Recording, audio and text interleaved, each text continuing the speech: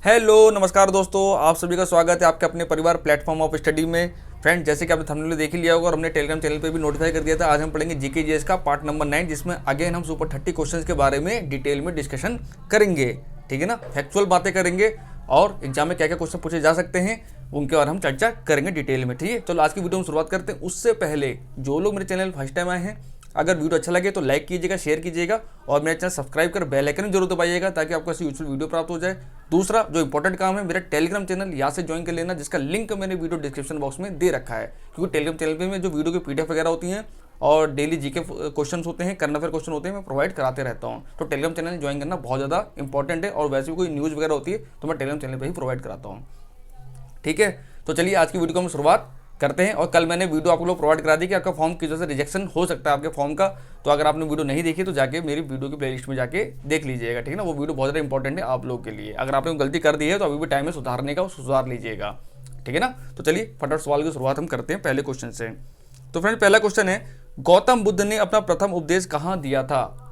Where did Gautam Buddha give his first sermon? Very very बड़ा question, और जितना मैं क्वेश्चन लेके आया हूँ इसमें आपको बहुत सारे नए क्वेश्चन देखने को भी मिलेंगे जो आपने कभी पढ़े भी नहीं होंगे। और ये सब एग्जाम में आए हुए क्वेश्चन है जिनके आगामी आपके आने वाली परीक्षा में बहुत ज़्यादा इंपॉर्टेंट हो जाएगी इन क्वेश्चनों की। ठीक है ना, चाहे आप एनएमडीसी एग्जाम देने जाए, चाहे आप रेलवे का, चाहे एसएससी का, चाहे बार का, चाहे कोई भी एग्जाम देने जाएंगे, सब में क्वेश्चन आपके बहुत बहुत काम आने वाले हैं। ठीक है ना, तो इन क्वेश्चनों को हल्के में लेके मत चलिएगा। तो ऑप्शन हैं वैशाली, सारनाथ, कौशाम्बी, पावर फ्री। तो मैंने आपसे बहुत पहले भी कहा था और आज भी फिर कह रहा हूँ कि गौतम बुद्ध और जो महावीर जैन है, ये दो टॉपिक ऐसे हैं ये बहुत इंपॉर्टेंट है आपके एग्जाम के लिए। यहाँ से क्वेश्चन हमेशा पूछे जाते हैं और हर अच्छे एग्जाम में, आईएएस लेवल तक के एग्जाम में यहाँ से क्वेश्चन पूछे जाते हैं। ठीक है ना, तो फिलहाल इस क्वेश्चन का जो राइट आंसर है वो है गौतम बुद्ध ने पहले उपदेश कहाँ दिया था। आपने जवाब सही, सबने सही जवाब दिया। इसका राइट आंसर है सारनाथ, ऑप्शन नंबर बी। अभी सारनाथ पड़ता कहाँ पर है? सारनाथ पड़ता है आपके बिहार राज्य में। और गौतम बुद्ध का जन्म कहाँ हुआ था? तो गौतम बुद्ध का जन्म जो हुआ था लुम्बिनी में हुआ था, जो कि वर्तमान में कहाँ पर है? नेपाल में। ठीक है ना, और इनका महापरिनिर्वाण कहाँ हुआ था? वो हुआ था कुशीनगर में, जो कि उत्तर प्रदेश में। ठीक है ना, अगला क्वेश्चन है, योग शिक्षा के प्रतिपादक कौन थे? Who was the proponent of yoga education? Option है आर्यभट्ट, चरक, पतंजलि, बाबा रामदेव। अब इसका आंसर बाबा रामदेव लगा के मत जाना कि आज के जमाने में बाबा रामदेव कराते हैं तो बाबा रामदेव ही हो जाएंगे योग के प्रतिपादक। योग के प्रतिपादक कौन थे? वो थे महर्षि पतंजलि जी, जिनके नाम पे पतंजलि चलता है। तो पतंजलि जी कौन थे? वो एक योग ऋषि थे जिन्होंने इस योगा का प्रतिपादन किया था, प्रोपोनेंट किया था योगा का। तो राइट आंसर होगा हमारा पतंजलि, ऑप्शन नंबर सी। अब बाबा रामदेव लगा के मत जाना। ठीक है ना, अगला क्वेश्चन है, भारत में फ्रांसीसियों ने अपना सबसे पहला कारखाना कहाँ लगाया था? Where did Francisco set up his first factory in India? Cochin, Surat, Masulipatnam में, कासिम बाजार। वेरी वेरी इंपॉर्टेंट क्वेश्चन, और यहाँ से क्वेश्चन हमेशा पूछे जाते हैं हिस्ट्री से। ठीक है ना, तो जो फ्रांसिस्को ने सबसे पहले अपना कारखाना सेटअप किया था भारत में, वो क्या था? गुजरात के सूरत में। तो राइट आंसर होगा हमारा सूरत, जो कि ऑप्शन नंबर बी है। ठीक है ना, अगला क्वेश्चन है, तिब्बत में ब्रह्मपुत्र नदी को किस नाम से जाना जाता है? By what name is the Brahmaputra river known in Tibet? Very very important question, ये बहुत बार आया हुआ क्वेश्चन है और हर एग्जाम में बार बार, एसएससी में तो ये हर साल बार बार पूछा जाता है एग्जाम में, चाहे सीजल का एग्जाम हो, चाहे सेचल का एग्जाम हो, और रेलवे में भी। तो जो ब्रह्मपुत्र नदी है वो निकलती कहाँ से? आपको पता होना चाहिए कहाँ से निकलती है। इसका आंसर आप कमेंट बॉक्स में दिएगा कि उसका मैं आपको बहुत पहले बता चुका हूँ। और तिब्बत में उसको किस नाम जाना जाता है? तिब्बत में जाना जाता है यारलंग सांगपो के नाम से। तो राइट आंसर का ऑप्शन नंबर है यारलंग सांगपो। ठीक है ना, अगला क्वेश्चन है, और ये भारत में कहाँ से प्रवेश करती है? तो भारत में ये असम से प्रवेश करती है, अरुणाचल प्रदेश से प्रवेश करती है। जरा बताइएगा, देखो आपकी नॉलेज कितनी है। अगला क्वेश्चन है, राजा राम मोहन राय को राजा की उपाधि किसने दी थी? Who gave the title of king to Raja Ram Mohan Roy? तो राजा राम मोहन राय, इनका एक्चुअल नाम राम मोहन राय था, लेकिन राजा की इनको उपाधि दी गई थी जब इन्होंने अच्छे काम किया। आपको पता है राजा राम मोहन राय ने बहुत, इनको पुनर्जागरण का पिता कहा जाता है हमारे भारत में। जो सती प्रथा, बाल विवाह और बहुत सारी चीज़ें थी जिन्होंने, जो कुरीति थे हमारे देश में, उन सबको इन्हें दूर करने में बहुत बड़ी अहम योगदान दिया था अपना। सती प्रथा को समाप्त करने का भी श्रेय इन्हीं को दिया जाता है। इन्होंने लॉर्ड विलियम बेंटिंग के साथ मिलकर सती प्रथा को समाप्त किया था। तो फिलहाल इस क्वेश्चन का राइट आंसर, राजा राम मोहन राय को राजा की उपाधि किसने दी थी? वो दी थी अकबर द्वितीय ने। तो राइट आंसर होगा हमारा ऑप्शन नंबर बी, अकबर द्वितीय। और इसका जो रॉन्ग आंसर वो लगाते हैं लॉर्ड विलियम बेंटिक, जो कि सरासर गलत है। ठीक है ना, अगला क्वेश्चन है, और इन्होंने ब्रह्म समाज की स्थापना भी की थी, ये भी आपको पता होना चाहिए। ब्रह्म समाज की स्थापना 1829 में की थी, कहाँ? कलकत्ता के अंदर। ठीक है ना, छठा क्वेश्चन है, किस सिख गुरु ने स्वयं को सच्चा बादशाह कहा था? विच सिख गुरु himself was a true king? Very very important question, काफी बार एग्जाम में आया हुआ क्वेश्चन है। तो जिस सिख गुरु ने अपना सच्चा बादशाह कहा था, उनका नाम क्या है? उनका नाम है गुरु हरगोविंद, ऑप्शन नंबर सी। आपको पता है सिखों में टोटल कितने गुरु हुए थे? सिखों में टोटल 10 गुरु हुए थे। और यहाँ से क्वेश्चन पूछा जाता है, एक गुरुमुखी लिपि है, गुरुमुखी लिपि, इसका प्रतिपादक किसी कहते हैं? इसका प्रतिपादक कहते हैं गुरु अंगद जी ने, ठीक है ना। तो ये भी आपको याद रखना है। अगला क्वेश्चन है, सबसे कम क्षेत्रफल वाला भारत का पड़ोसी देश का नाम है। Name the neighbouring country of India with the least area, यानी भारत का ऐसा पड़ोसी देश कौन सा है जिसका सबसे कम क्षेत्रफल है, यानी बहुत छोटा है वो। ऑप्शन है भूटान, नेपाल, श्रीलंका, बांग्लादेश। तो बताइए इसका राइट आंसर क्या हो सकता है आपके अकॉर्डिंग? तो फ्रेंड इसका जो राइट आंसर है वो है सबसे ज़्यादा छोटा जो एरिया है भारत का पड़ोसी देश, वो है भूटान। राइट आंसर होगा आपका ऑप्शन नंबर ए, भूटान। इसकी राजधानी क्या है? थिम्पू।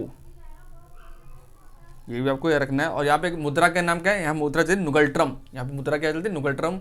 और भूटान पूरे विश्व में एकमात्र ऐसा देश है जो अपने जीडीपी का जो आकलन करता है किस पे करता है? वो खुशी पे करता है। हैप्पीनेस इंडेक्स लेके आते हैं ये लोग, जैसे हमारा जीडीपी आता है ऐसे इनके यहाँ पे हैप्पीनेस इंडेक्स आता है इनके यहाँ पे, यानी हमारा देश के लोग खुशहाल कितने, उसके आधार पर जीडीपी का ये करते हैं, क्या करते हैं? आकलन करते हैं, ठीक है ना। अगला क्वेश्चन है, दूध सागर झरना कहाँ स्थित है? वेयर इज दूध सागर वाटरफॉल लोकेटेड? महाराष्ट्र, कर्नाटका, केरला, गोवा। तो बताइए फ्रेंड, जो दूध सागर झरना है आपने इसको यूट्यूब पे देखा भी होगा। दूध सागर झरना दूध जैसा लगता है एकदम, मैंने खुद देखा इसको यूट्यूब पे। तो ये दूध जैसा, इसलिए इसका नाम दूध सागर झरना रखा गया है, दूध सागर वाटरफॉल। और ये स्थित है कहाँ पे? ये स्थित है आपके गोवा राज्य में, ऑप्शन नंबर डी, ठीक है ना। और गोवा भारत का क्षेत्रफल के हिसाब से सबसे छोटा राज्य है, और राजस्थान क्षेत्रफल के हिसाब से भारत का सबसे बड़ा राज्य है। ये भी आपको रखना है। गोवा की राजधानी क्या? पणजी, ठीक है ना। अगला क्वेश्चन है, और गोवा की जो पहली महिला राज्यपाल है वो कौन है? मृदुला सिन्हा। ये भी आपको याद होना चाहिए। अगला क्वेश्चन है, टिहरी बांध किस नदी पर स्थित है? On which river is the Tehri dam located? Sutlej river, Kaveri river, Narmada river या भागीरथी रिवर? तो बताइए फ्रेंड्स फटाफट इसका राइट आंसर क्या होगा? टिहरी बांध, इसके बारे में पता होना चाहिए। ये कहाँ पे स्थित है? ये आपके स्थित है उत्तराखंड राज्य में, पौड़ी गढ़वाल डिस्ट्रिक्ट में। और ये भारत का सबसे ऊंचा बांध है, यानी सबसे हाईएस्ट बांध है ये, जो सबसे ऊंचाई पे स्थित बांध है ये टिहरी बांध है। और ये किस रिवर पर है? ये है आपके भागीरथी रिवर पर। राइट आंसर होगा आपका option number D, Bhagirathi river, option number D, ठीक है ना। अगला क्वेश्चन है, भारत के पहले चुनाव आयुक्त थे? Who was the first election commissioner of India? तो इससे पहले जब मैंने आपको वीडियो पढ़ाई थी उसमें मैंने बताया था लोकसभा के पहले अध्यक्ष कौन थे, ये भी आपको पढ़ा चुका हूँ। तो उसका आंसर क्या था? उसका आंसर जीवी मावलंकर। लेकिन यहाँ पूछा गया इलेक्शन कमिश्नर, तो first election commissioner of India थे, वो थे कौन? सुकुमार सेन। तो राइट आंसर होगा हमारा ऑप्शन नंबर सी, सुकुमार सेन। और जो जीवी मावलंकर ये कौन थे? ये लोकसभा अध्यक्ष, ये लोकसभा के प्रथम अध्यक्ष थे। गणेश वासुदेव मावलंकर इनका पूरा नाम था, ठीक है। तो ये भी आपको याद रखना, ये दोनों नाम बहुत इंपॉर्टेंट एग्जाम के लिए। अगला क्वेश्चन है, भारत के संविधान के अनुच्छेद 360 से संबंधित उपबंध है। What is the provision related to article 360 of the constitution of India? वित्तीय आपातकाल, राष्ट्रपति शासन, सामान्य आपातकाल, इनमें से कोई नहीं। फाइनेंशियल इमरजेंसी या प्रेसिडेंट रूल या जनरल इमरजेंसी या नन ऑफ दी। तो तीन आर्टिकल बहुत इंपॉर्टेंट है आपके लिए संविधान में। एक 352 352, एक 356 356 और एक 360 जो कि एग्जाम यहाँ दिया हुआ है। तो जो फिलहाल जो 360 है ये किससे संबंधित होता है? ये होता है फाइनेंशियल इमरजेंसी से। तो ये किससे होता है? वित्तीय आपातकाल से। और जो तीनों आपातकाल है इनका घोषणा कौन करता है? उनका घोषणा राष्ट्रपति के द्वारा ही किया जाता है। ये पावर राष्ट्रपति के पास में होती है, प्रेसिडेंट के पास में। तो राइट आंसर होगा हमारा वित्तीय आपातकाल। इसका तो राइट आंसर वित्तीय आपातकाल हो गया। अब प्रेसिडेंट रूल के लिए कौन सा आर्टिकल होता है? इसके लिए होता है आर्टिकल 356। आपने सुना होगा ना, जब किसी राज्य में राष्ट्रपति शासन लगाया जाता है तो 356 के तहत ही वहाँ पर राष्ट्रपति शासन लगाया जाता है। और एक होता है 352, तीन टाइप की इमरजेंसी। एक होता है 352, फिर 4 ऐड करेंगे 356, फिर 4 ऐड करेंगे 360। आपको ऐसे याद रखना है 352, 356, 360। ये तीन आपातकालीन प्रोविजन है हमारे कॉन्स्टिट्यूशन के अंदर, जिसमें दो मैंने आपको बता दी। और एक है 352, वो है आपके समान आपातकाल से, यानी जब कोई बाहरी आक्रमण वगैरह हो सकता है हमारे ऊपर, या कोई हमारा पड़ोसी हम पर हमला कर दे या ऐसी इमरजेंसी हो जाए, तो उसमें हम 352 का यूज़ हम करते हैं, ठीक है ना। अगला क्वेश्चन है, अंतर्राष्ट्रीय योगा दिवस किस दिन मनाया जाता है? International yoga day celebrated on which day? बहुत इंपॉर्टेंट क्वेश्चन है फ्रेंड। तो योगा को वर्ल्ड लेवल पे जो लेके गए हैं वो तो बाबा रामदेव जी लेके गए हैं, लेकिन इसको योगा दिवस के रूप मनाने का जो श्रेय दिया जाता है वो नरेंद्र मोदी जी को दिया जाता है। कि बीजेपी सरकार जब आई थी तो उन्होंने ही यूएन में जाकर कहा कि भाई योगा को वैश्विक स्तर पर बढ़ावा मिलना चाहिए, क्योंकि सब हेल्थ के लिए बहुत अच्छा होता है। तो सबके अंदर अवेयरनेस होनी चाहिए, हमें योगा करना चाहिए। और बहुत अच्छा होता है योगा करना। मैं खुद दिन में उठ के मेडिटेशन वगैरह करता हूँ, इससे बहुत एनर्जी मिलती है, पॉजिटिव एनर्जी मिलती है। और आप तो स्टूडेंट हैं, आप तो जरूर क्या कीजिए, इससे आपका दिमाग बहुत अच्छा चलेगा। आप जो पढ़ेंगे आपका दिमाग घुसेगा, ठीक है ना। तो इसका राइट आंसर है वो है क्या? 21 जून। राइट आंसर है 21 जून। अब 21 जून को ही क्यों हमने बनाया? क्योंकि 21 जून क्या होता है? सबसे बड़ा दिन होता है हमारे देश में, सबसे बड़ा दिन कर्क रेखा पे सबसे लंबा दिन होता है 21 मार्च को, 21 जून को, सॉरी 21 जून को, ठीक है। और फ्रेंड्स आप लोग यदि मेहनत कर रहे हो तो मेहनत से वीडियो लेके आ रहा हूँ, क्वेश्चन लेके आ रहा हूँ, तो प्लीज लाइक कर दिया कीजिए। लाइक करने में कंजूसी आप लोग बहुत कर रहे हैं आजकल। अगर आप ऐसा ही करेंगे तो फिर कैसे काम चलेगा ये बताइए। आप तो मुझे तो मोटिवेट रखिए, जब मैं आपको इतना मोटिवेट रखता हूँ तो आप मुझे मोटिवेट नहीं रह सकते हैं कि एक लाइक ही तो मांग रहा हूँ, कौन सा पैसा मांग रहा हूँ आपसे, ठीक है ना। तो लाइक कर दिया कीजिए। इस क्वेश्चन का राइट आंसर समझ में आ गया, 21 जून है। और इसकी शुरुआत कब से हुई थी ये भी आपको रखना, 2015 से, यानी पहला जो इंटरनेशनल योगा डे बनाया गया था 2015 में बनाया गया था। ये भी आपको याद रखना है, ये क्वेश्चन भी आ चुका है एग्जाम में, ठीक है ना। अगला क्वेश्चन है, एक सींग वाले गैंडे के लिए प्रसिद्ध काजीरंगा नेशनल पार्क किस राज्य में स्थित है। Kaziranga national park famous for its one horn rhinoceros is located in which state. Chhattisgarh, Jharkhand, Orissa, Assam. Very very important question. और यूनेस्को के द्वारा ये विश्व विरासत में भी सम्मिलित है। और जो काजीरंगा नेशनल पार्क है कहाँ पे स्थित है, ये आपके स्थित है असम स्टेट में। राइट आंसर होगा आपका असम।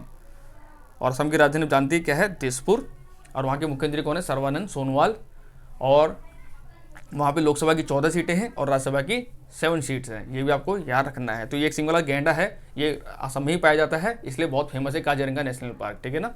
अगला क्वेश्चन है, विश्व स्वास्थ्य संगठन यानी WHO का मुख्यालय कहाँ स्थित है। Where is the headquarter of the world health organisation located. तो वर्ल्ड हेल्थ ऑर्गेनाइजेशन इसलिए इंपॉर्टेंट है आज के ज़माने में एग्जाम में, क्योंकि कोरोना के चक्कर में ये बड़ा न्यूज़ में रहा है और इन्हें बहुत अहम भूमिका निभाई है कोरोना के चक्कर में, ठीक है ना, पूरे विश्व के अंदर। तो जो WHO है, शॉर्टकट से WHO बोला जाता है इसको, इसका जो मुख्यालय है वो है स्विट्जरलैंड के जिनेवा में स्थित। तो राइट आंसर होगा हमारा स्विट्जरलैंड या जिनेवा। जिनेवा मिल जाता है या कितना स्विट्जरलैंड भी लिखा हुआ था, तो स्विट्जरलैंड भी आपको याद रखना है। स्विट्जरलैंड के अंदर ही एक जगह है जिनेवा, वहीं पे ये स्थित है, ठीक है ना। तो विश्व स्वास्थ्य संगठन, और हर साल 7 अप्रैल को हम क्या बनाते हैं, विश्व स्वास्थ्य दिवस भी बनाते हैं, यानी वर्ल्ड हेल्थ डे। तो वर्ल्ड हेल्थ डे कब मनाया जाता है, वो WHO के द्वारा ही मनाया जाता है। हर साल कब मनाया जाता है, 7 अप्रैल को। ये भी आपको याद रखना है, ठीक है ना। अभी ये आने वाला है, आज 5 तारीख हो गई, परसों बनाया जाएगा विश्व स्वास्थ्य दिवस, ठीक है ना। तो करंट अफेयर वीडियो बना, और आज हाँ करंट अफेयर वीडियो में नहीं दे पाया था आज हम, क्योंकि थोड़ा टेक्निकल इशू हो गया तो वीडियो अपलोड नहीं हो पाई थी। इस वजह से जो आज करंट अफेयर क्वेश्चन है और जो कल करंट अफेयर क्वेश्चन होंगे, दोनों मिक्स करके कल आपको वीडियो 7 बजे से रेगुलर मिलेगी। आज थोड़ा टेक्निकल प्रॉब्लम हो गया था, इस वजह से वीडियो अपलोड नहीं हो पाई थी, ठीक है ना। तो उसके लिए सॉरी, क्योंकि बहुत सारे लोग कमेंट आए थे सर आज करंट अफेयर की वीडियो नहीं आई है, तो रीजन यही था कि टेक्निकल इशू हो गया था। लेकिन कल से आपको रेगुलर करंट अफेयर की वीडियो मिलेगी सुबह 7 बजे। आपको टाइम पता ही है, तो बताने की जरूरत मेरे को है नहीं, ठीक है ना। अगला क्वेश्चन है, मारियाना ट्रेंच किस महासागर में स्थित है। In which ocean is the Mariana trench located. तो लास्ट टाइम जब मैंने आपको जीके पढ़ाया था तो उसमें एक ट्रेंच मैंने बताया, सुंडा ट्रेंच। तो सुंडा ट्रेंच का आंसर सब लोगों सही दिया था, कहाँ पर है, ये हिंद महासागर में है। लेकिन मारियाना ट्रेंच ये ज़्यादा पूछा था एग्जाम में, सुंडा ट्रेंच पूछा था, लेकिन ये ज़्यादा पूछा था मारियाना ट्रेंच। ये किस में है, ये पैसिफिक ओशियन में, यानी प्रशांत महासागर में स्थित है, और बहुत गहरा गर्त भी है ये। तो राइट आंसर होगा हमारा ऑप्शन नंबर बी, प्रशांत महासागर यानी पैसिफिक ओशियन, ठीक है ना। तो ये याद रखना। और ये क्वेश्चन रिसेंटली NTPC एग्जाम में, SSC एग्जाम तो कितनी बार पूछा गया है, ये बहुत ज़्यादा क्वेश्चन है, और रेलवे का तो बहुत फेवरेट क्वेश्चन है ये। जिन्होंने NTPC एग्जाम दे दिया, CBT 2 की जगह तैयारी कर रहे हो, तो इस क्वेश्चन को क्वेश्चन में बना के रखिएगा, एक्स्ट्रा बना के, ठीक है ना, या ग्रुप डी के पेपर आप देने जाएंगे तब भी। अगला क्वेश्चन है, किस क्षेत्र में असाधारण योगदान के लिए शांति स्वरूप भटनागर पुरस्कार प्रदान किया जाता है। The Shanti Swarup Bhatnagar award is given for on exceptional contribution in which field. Very very important question, काफ़ी बार एग्जाम में आया हुआ है। तो ऑप्शन है पत्रकारिता, साहित्य, विज्ञान या सामाजिक सेवा, जर्नलिज्म, लिटरेचर, साइंस या सोशल सर्विस। तो बताइए फ्रेंड्स, जो शांति स्वरूप भटनागर पुरस्कार है किस क्षेत्र में दिया जाता है, तो ये दिया जाता है आपके साइंस के फील्ड में। राइट आंसर होगा हमारा साइंस यानी विज्ञान के फील्ड में, ऑप्शन नंबर सी। और विज्ञान के फील्ड में एक अवार्ड और दिया जाता है, जो एग्जाम में भी रिसेंटली पूछा था, कल ही NTPC एग्जाम पूछा था, कलिंग पुरस्कार। ये कल के ही एग्जाम में NTPC एग्जाम में आया है, कलिंग पुरस्कार। तो ये किस फील्ड में जाता है, ये भी विज्ञान के फील्ड में दिया जाता है, लेकिन इसको कौन देता है, इसको देता है यूनेस्को। ये आपको याद रखना है, इसको ये पूछा था कि इसको देता कौन, तो आपको याद रखना है यूनेस्को। और यूनेस्को का मुख्यालय कहाँ पर है, फ्रांस की राजधानी पेरिस में। ये भी आपको याद रखना है, ठीक है ना। तो यूनेस्को भी इंपॉर्टेंट चैप्टर है हमारे एग्जाम के लिए। अगला क्वेश्चन है, भारत में सबसे लंबा सड़क पुल है, which is the longest road bridge in India. Bhupen Hazarika Setu, Mahatma Gandhi Setu, Bandra Worli या विक्रमशिला सेतु। तो बताइए फ्रेंड फटाफट, इसका राइट आंसर क्या हो सकता है। तो इसका अभी उद्घाटन नरेंद्र मोदी सरकार में ही हुआ था, भूपेन हजारिका सेतु का, आपको पता होगा। तो इसका राइट आंसर क्या होगा हमारा, भूपेन हजारिका सेतु, ऑप्शन नंबर ए। अगला क्वेश्चन है, यूनेस्को विश्व विरासत स्थल विरूपाक्ष मंदिर किस भगवान को समर्पित है। Which god is the UNESCO world heritage site Virupaksha temple dedicated to. तो बहुत इंपॉर्टेंट क्वेश्चन है, विरूपाक्ष मंदिर से हमेशा क्वेश्चन पूछे गए हैं एग्जाम में। तो पहले आपको ये पता होना चाहिए विरूपाक्ष मंदिर है कहाँ पे, पहले तो आपको ये पता होना चाहिए, तब हम इसका आंसर देंगे। तो विरूपाक्ष मंदिर कहाँ पर है, ये भी मैं आपको क्वेश्चन करा चुका हूँ, एक बार नहीं 2-3 बार क्वेश्चन करा चुका हूँ मैं, तब भी इसका आंसर बहुत लोग गलत देते हैं मेरे को। और जो विरूपाक्ष मंदिर एक बार फिर आपको याद दिला दे रहा हूँ, ये मंदिर आपके कर्नाटक राज्य में स्थित, ठीक है ना। और ये किस भगवान समर्पित है, तो ये लॉर्ड शिव जी को समर्पित है, यानी भगवान शिव जी को, ठीक है ना। तो राइट आंसर होगा हमारा ऑप्शन नंबर है शिव। और ये क्वेश्चन में भी आया था एग्जाम में, ठीक है ना, एनटीपीसी एग्जाम में। अगला क्वेश्चन है, विजयवाड़ा किस नदी के तट पर स्थित है? Vijayawada is situated on the banks of which river? Krishna, Mahanadi, Kaveri या गोदावरी? तो फ्रेंड्स, आपको मैंने टेलीग्राम चैनल पे एक मैंने वो दिया था जीके का वीडियो, उसमें सब मैंने इंपॉर्टेंट सिटीज़ को जो किस किस नदी किनारे बसे हुए हैं वो मैंने पढ़ाया था मैंने आपको, जब टेलीग्राम चैनल पोस्ट किया था जीके का। जो जिन्होंने टेलीग्राम चैनल ज्वाइन किया उनको तो नहीं पता होगा, लेकिन जो ज्वाइन है मेरे साथ उनको पता होगा, क्योंकि इंपॉर्टेंट चीज़ें मैं टेलीग्राम में देते रहता हूँ, इसीलिए क्योंकि जो मैं यहाँ नहीं दे पाता हूँ वो टेलीग्राम पर आपको दे देता हूँ, ताकि आपके जीके का बूस्ट रहे, ठीक है ना। तो उसमें ये क्वेश्चन भी था, विजयवाड़ा की नदी किनारे, तो आपको याद है कि नहीं याद है, पता नहीं, आप लोगों को नहीं याद होगा मुझे लग रहा है, तो विजय बात बता देता हूँ, ये है कृष्णा नदी किनारे, ऑप्शन नंबर ए। अगला क्वेश्चन है, विजय हजारे ट्रॉफी का संबंध किस खेल से है? Vijay Hazare trophy related to which sport? Option है फुटबॉल, क्रिकेट, वॉलीबॉल या बास्केटबॉल? तो फ्रेंड, विजय हजारे ट्रॉफी बहुत पुरानी ट्रॉफी है और किससे संबंधित है? ये संबंधित आपके क्रिकेट से। राइट आंसर होगा ऑप्शन नंबर बी, क्रिकेट, ठीक है ना। और इस बार कौन जीता है विजय हजारे ट्रॉफी को, जरा मुझे कमेंट में बताइएगा। अगला क्वेश्चन है, विद्युत ऊर्जा को यांत्रिक ऊर्जा में परिवर्तित करने वाली युक्ति का क्या नाम है? What is the name of device that converts electrical energy into mechanical energy? Options are generator, electric motor, rectifier, none of the. तो फ्रेंड्स, आपने देखा होगा जब आप ये युक्ति आपको घर में ही पाई जाती है, जहाँ तक इसका घर में ही यूज होता है पानी के लिए। तो क्या आप समझ गए हो क्या इसका आंसर? इसका राइट आंसर है विद्युत मोटर, ठीक है ना। कहाँ गया, ये रहा विद्युत मोटर, इलेक्ट्रिक मोटर। आप कहेंगे सर कैसे? आप देखते होंगे विद्युत मोटर क्या है, एक हमारी मैकेनिकल डिवाइस है, ये एक यांत्रिक है, यंत्र के द्वारा बना हुआ यांत्रिक है। हम क्या उसमें इलेक्ट्रिक एनर्जी देते हैं कि नहीं देते हैं? जब हम प्लग ऑन करते हैं तो उसमें इलेक्ट्रिकल एनर्जी जाती है, वो कन्वर्ट किस में होती है? मैकेनिकल एनर्जी में। जब उसके अंदर जब रोटेशन होता है, जब घूमते हैं पंख उसके अंदर के फिन्स घूमते हैं, तो क्या होता है उससे पावर जनरेट होती है। पावर जनरेट होती है तो वही पानी को खींच के लाता है आपके नल तक, आपके टैंक में पानी भरता है, ठीक है ना। तो यही होता है। और उसका अपोजिट कर देंगे तो वो जाएगा जनरेटर, यानी यांत्रिक ऊर्जा, विद्युत ऊर्जा को यांत्रिक ऊर्जा कौन बताता है? सॉरी, यांत्रिक ऊर्जा को विद्युत ऊर्जा कौन बताता है? तो जनरेटर होता है। जब जनरेटर ऑन करते हैं उसमें क्या होता है? यंत्र होता है, कन्वर्ट करके क्या बनाता है? बिजली बनाता है। जब लाइट भागती है तो जनरेटर हम ऑन कर देते हैं, तो उसमें यही चलता है, ठीक है ना। अगला क्वेश्चन है, वर्तमान समय में भारत में कुल कितने उच्च न्यायालय हैं? At present how many high courts are there in India? 23, 24, 25 या 26? Very very important question. और छोटे मोटे एग्जाम में ये क्वेश्चन बहुत पूछा जा रहा है रिसेंटली अभी, ठीक है ना। तो जो भारत में टोटल कितने हाई कोर्ट्स हैं? पहले 24 थे, लेकिन अब एक और बन गया है आंध्र प्रदेश में। तो राइट आंसर होगा हमारा 25। आंध्र प्रदेश से कब बना था? 1 जनवरी 2019 को। ये 25वां हाई कोर्ट है, जहाँ ये कहाँ बना है? आंध्र प्रदेश की राजधानी अमरावती में, अमरावती हाई कोर्ट, ठीक है ना। अगला क्वेश्चन है, राज्यसभा के सदस्यों का कार्यकाल कितने वर्षों का होता है? How many years are the tenure of the members of Rajya Sabha? 5, 6, 2 या 3? तो फ्रेंड, जो राज्यसभा के कार्यकाल होता है वो होता है कितने साल का? 6 साल का होता है। राइट आंसर होगा हमारा 6 वर्ष। लेकिन राज्यसभा कभी विघटित नहीं होती है, क्योंकि ये क्या, ये एक स्थायी सदन है, ये हमारा परमानेंट हाउस होता है। एक होता है अपर हाउस, एक होता है लोअर हाउस। तो ये हमारा अपर हाउस होता है, ये परमानेंट हाउस होता है। जबकि लोकसभा में क्या होता है, हर 5 साल के बाद इलेक्शन को कराने पड़ते हैं। अब होता क्या राज्यसभा के अंदर कि हर 2 साल में जो उसके 1/3 मेंबर होते हैं वो रिटायर होते चले जाते हैं, इसलिए ये कभी विघटित नहीं होती है। 1/3 मेंबर रिटायर होते हैं 2 साल में, फिर उतने मेंबर फिर आ जाते हैं, फिर अगले साल ऐसे जाते रहते हैं, आते रहते हैं ऐसे मेंबर, इसलिए ये कभी विघटित नहीं होती है, ठीक है ना। तो ये भी आपको रखना है, कितने मेंबर रिटायर होते हैं? हर 2 साल में 1/3 यानी 1/3 मेंबर इसके रिटायर होते रहते हैं हर साल राज्यसभा के, ठीक है ना। और वर्तमान राज्यसभा के अध्यक्ष कौन है? आप जानते हैं कौन होते हैं? वो हमारा vice president M Venkaiah Naidu ji. अगला क्वेश्चन है, टीबी रोग की रोकथाम के लिए कौन सा टीका लगाया जाता है? विच vaccine is given for the prevention of TB disease? तो जानते हैं टीबी के लिए भी वैसे ही बहुत ज़्यादा हमारे कैंपेन चल रहे हैं कि 2024 तक टीबी को खत्म करना है, टीबी हारेगा देश जीतेगा, ये कैंपेन चलाया जा रहा है हमारे देश के अंदर। और रिसेंटली इसके लिए बहुत सारे प्रोग्राम चलाए जा रहे हैं डॉक्टर हर्षवर्धन जी के द्वारा, जो कि केंद्रीय स्वास्थ्य मंत्री हैं।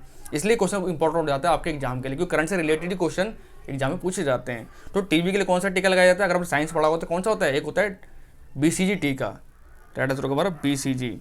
इसकी फुल फॉर्म क्या होती है? बी का मतलब होता है बेसिलस, सी का होता है कालमिट्टी, जी का होता है ग्यूरिन। बेसिलस, कालमिट्टी, ग्यूरिन टीका दिया जाता है। और जो DPT टीका होता है जब बच्चा पैदा होता है उसको दिया जाता है। नहीं, कौन सी बीमारी के लिए? डिप्थीरिया के लिए, पर्ट्यूसिस के लिए और टिटनेस के लिए ये टीका लगाया था जब बच्चा पैदा होता है, ठीक है ना। अगला क्वेश्चन है, प्लासी के युद्ध के समय बंगाल का नवाब कौन था? Who was the nawab of Bengal during the battle of Plassey? Sirajuddaula, Mir Qasim, Ali Vardi Khan या ऑल ऑफ द या सभी? तो फ्रेंड्स, आप सब जानते हैं प्लासी का युद्ध कब हुआ था? पहले तो आपको ये बताना चाहिए, ये हुआ था 1757 में। इसी युद्ध के बाद क्या हुआ था? अंग्रेजों का प्रभुत्व भारत में जम गया था। और जब प्लासी का युद्ध हुआ था उस समय कौन था बंगाल का, तो वो था सिराजुद्दौला, ऑप्शन नंबर ए। अगला क्वेश्चन है, मानव शरीर का ब्लड बैंक किसे कहा जाता है? What is the blood bank of human body called? Spleen, liver, pancreatic या नन ऑफ दीज, या प्लीहा, यकृत, अग्नाशय, इनमें से कोई नहीं। तो जो मानव शरीर का ब्लड बैंक होता है वो किसे कहा जाता है? वो कहा जाता है प्लीहा को, यानी इंग्लिश में बोले तो स्प्लीन को। राइट आंसर होगा हमारा ऑप्शन नंबर ए। अगला क्वेश्चन है, ज्ञानपीठ पुरस्कार किस क्षेत्र में दिया जाता है? The Jnanpith award is given in the which field? विज्ञान, कला, पत्रकारिता या साहित्य? तो फ्रेंड जो ज्ञानपीठ पुरस्कार है ये हर साल साहित्य के फील्ड में दिया जाता है। राइट आंसर होगा हमारा साहित्य के क्षेत्र में, ऑप्शन नंबर डी, लिटरेचर। ठीक है ना। अगला क्वेश्चन है, भारत का पहला प्राइवेट रेलवे स्टेशन कौन सा है? Which is the first private railway station in India? अभी रिसेंटली कल ये क्वेश्चन एनटीपीसी में आया था। ठीक है ना।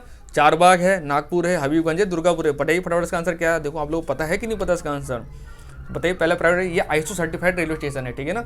और इसका नाम क्या है? ये स्थित आपके मध्य प्रदेश राज्य में, भोपाल से थोड़ा सा आगे है, Habibganj railway station, option number C. और भोपाल स्टेशन शायद 7-8 किलोमीटर आगे ही ये स्टेशन है, हबीबगंज। ठीक है ना। अगला क्वेश्चन है, माई एक्सपेरिमेंट्स विद ट्रूथ पुस्तक किसने लिखी है? Who wrote the book my experiments with truth? Mahatma Gandhi, Rabindranath Tagore, Amitav Ghosh या Subhash Chandra Bose? Very very important question. ये किताब बहुत बार एग्जाम पूछी गई है और आगे पूछी जाती रहेगी। ठीक है ना। तो जो ये किताब है माई एक्सपेरिमेंट्स विद ट्रूथ, ये किसी किताब है? ये है महात्मा गांधी के द्वारा लिखी गई, ऑप्शन नंबर ए। और महात्मा गांधी अफ्रीका जब भारत कब आए थे, तो ये क्वेश्चन बहुत मैंने बता चुका है, एक बार बताता हूँ। 1915 में 9 जनवरी 1915 को, से 9 जनवरी को हम हर साल क्या मनाते हैं? प्रवासी दिवस भी मनाते हैं। ठीक है ना। और लास्ट क्वेश्चन इस वीडियो का, वाल्मीकि रामायण का प्रमुख स्थान पंचवटी भारत के किस राज्य में स्थित है? Panchvati is located in which state of India? The principal place of Valmiki Ramayana? Chhattisgarh, Maharashtra, Orissa, Tamil Nadu. तो लॉकडाउन के दौरान आप लोगों ने रामायण देखी होगी, अगर नहीं देखी तो देखनी चाहिए। इससे बहुत चीज़ ज्ञान मिलता है, बहुत कुछ सीखने को आपको मिलेगा। ये रामायण हो गया, महाभारत हो गया, ये सब चीज़ देखनी चाहिए। और लास्ट टाइम जो लॉकडाउन लगा था तो DD1 पे इसका टेलीकास्ट दोबारा किया भी गया था, लोगों ने डिमांड करी थी, तो आप लोगों ने बहुत लोगों ने देखा होगा। बहुत अच्छा शो लगता है, मैंने खुद देखा था। तो पंचवटी नाम सुना होगा, देखा भी होगा आपने। पंचवटी, मैं आपको बताता हूँ पहले इसकी स्टोरी क्या है। पंचवटी किस नदी किनारे है? ये गोदावरी नदी किनारे। अब गोदावरी नदी अगर दे दिया मैंने आपको, तो ये इसका आंसर क्या हो सकता है? आप बताइए, छत्तीसगढ़ हो सकता है या महाराष्ट्र, उड़ीसा, तमिलनाडु? तो आप फटाक से बता देंगे, इसका आंसर महाराष्ट्र होगा। गोदावरी नदी महाराष्ट्र में बहती है, तो राइट आंसर होगा हमारा ऑप्शन नंबर बी, महाराष्ट्र। तो जो पंचवटी है, ये जो रामायण में दिखाया गया पंचवटी, ये वर्तमान में महाराष्ट्र में स्थित है। ये क्वेश्चन SSC CHSL में लास्ट टाइम क्वेश्चन आया था ये। ठीक है। तो ये नॉलेज आपको होनी चाहिए, थोड़ी भक्ति चीज़ें भी आपके दिमाग में रहनी चाहिए। तो फ्रेंड्स, यहाँ हमारे टॉप 30 क्वेश्चन समाप्त होते हैं। आई होप आप लोगों को आज का सेशन अच्छा लगा होगा। आज कुछ नए क्वेश्चन थे, थोड़े टफ क्वेश्चन भी थे, और आप लोगों ने अच्छा स्कोर किया होगा। मैं ऐसे आशा करता हूँ कि काफ़ी लोगों ने देखा सही आंसर दे रहे थे। ठीक है ना। और जो गलत आंसर दे रहे हैं तो घबराने की कोई बात नहीं है। गलत दिया है तो यहाँ गलती करो, लेकिन एग्जाम में गलती करके मत आना। यहाँ गलती कर लोगे, सीख लोगे, वहाँ गलती करोगे तो गेम से बाहर हो जाओगे। ठीक है ना। तो मिलते हैं आपसे कल सुबह 7 बजे करंट अफेयर की वीडियो में। और जाते जाते लाइक करके जाइएगा वीडियो, और फर्स्ट टाइम आए हैं तो मेरे चैनल सब्सक्राइब कर बेल आइकन दबा दीजिएगा, और टेलीग्राम चैनल भी ज्वाइन कर लेना, याद से आपके लिए ही फायदा रहेगा। ठीक है। Thank you so much.